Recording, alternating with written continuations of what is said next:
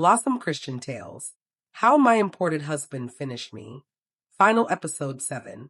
One afternoon, as she lay in bed with her mother by her side, a sheriff walked in and served her divorce papers. Gloria broke down, sobbing uncontrollably. Her mother's voice shook with anger. This man is so evil. Let me call him right now and give him a piece of my mind. She called, but it went to voicemail. She tried again from the hospital phone, and this time Varney picked up. Varney, why are you so wicked? Did the devil send you to destroy my daughter? Varney hung up. Gloria, he hung up on me, her mother said, tears in her eyes. Gloria wiped her tears. It's okay, Mom. This is my cross to bear. I did this to myself by not listening to everyone. I'll sign the divorce papers. I need to focus on myself now. I have a long way to go, with both my legs paralyzed. Vengeance is mine, saith the Lord. I'll leave this battle in his hands. Let God be the judge. The divorce was finalized virtually. The house was sold, and Gloria's 401k was split between them. As she watched her life unravel on a computer screen, Gloria felt numb, like she was watching someone else's tragedy unfold. Gloria moved in with her parents, her mother becoming her full-time caregiver. Each day, she struggled with guilt and helplessness, watching her mother's hands, once so strong, now tending to her every need. Sometimes, late at night, Gloria would cry quietly, mourning not just her lost marriage, but her lost independence, her lost future. Later, sitting with her father, Gloria's voice trembled, her eyes brimming with tears. Dad, you saw right through him, but I didn't listen. Now look at me, no legs, no job. I'm a burden on you.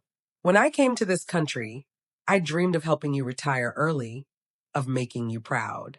Now I can't even take care of myself. The weight of regret pressed down on her, suffocating and relentless. Her father pulled her close, his own voice thick with emotion. Oh, my beautiful daughter, don't cry. It's okay. At least we still have you with us. But Gloria could see the pain in his eyes, the dreams deferred, the silent questions he never asked aloud. One afternoon, the pastor visited. Gloria's voice was barely a whisper. I'm sorry, Pastor. I didn't listen. God gave me so many signs, but I ignored them. I thought I knew better. I just wanted to be loved. God has forgiven you. Right now, we need to pray for total healing and restoration. This isn't the time to blame yourself. But the words felt distant, muffled by the storm of regret inside her. Her mother, watching her daughter's pain, felt her own heart breaking. She tried to stay strong, but every night she prayed for strength, for hope, for a miracle that never seemed to come. Then, as if fate wanted to test her one last time, a message popped up on Facebook. Hi, Gloria, how are you? Anyway, go to Varney's Facebook page and take a look. With trembling hands, Gloria opened the page and saw Varney and his daughter's mother getting married. His family was there, celebrating. The wedding was grand, everything she had once dreamed of. A message followed. Gloria, I warned you, but you never listened. Now it's too late. The pain was too much. Gloria fainted, her body finally giving in to the heartbreak her spirit had carried for so long. The ambulance rushed her to the hospital, but the doctor declared she had gone into cardiac arrest. She did not survive. Her funeral was heartbreaking. Her father wept openly, clutching her photograph, whispering apologies and prayers. Her mother sat in stunned silence, her hands shaking, unable to process the loss. The pastor's voice echoed through the church, his words trembling with grief and warning. Young women, wait on God's timing. Don't rush into marriage out of fear or desperation. The enemy comes to steal, kill, and destroy. First, peace was stolen, then finances, then health, and finally life. Gloria ignored God's warning. This tragedy should not have happened. The Lord reveals to redeem. He doesn't want you to fall into the pit or the trap the devil has set for you. Seek the Lord. Ask for discernment. Be like King David before you do anything. Always seek the Lord. 6 months later, grief overwhelmed her mother and she passed away.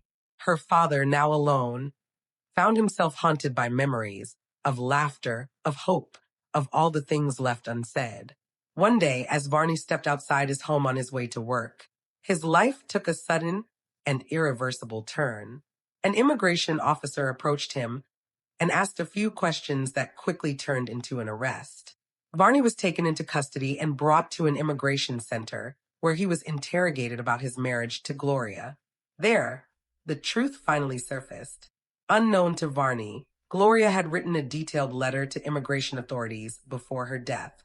In it, she laid out every painful truth, how she had been deceived, manipulated, and used as a pathway to America. She provided evidence showing that the marriage was entered under false pretenses and was rooted in fraud, not love. The investigation moved swiftly. With no one left to protect him and no lies left to hide behind, Varney was stripped of everything he had gained. He was deported back to Liberia with nothing, no marriage, no home, no future in America. In the end, justice spoke. Gloria had her revenge from the grave. But as powerful as it came too late to save her life. Moral of the story: do not rush into love out of fear or loneliness. When God, family, and wise people warn you, listen.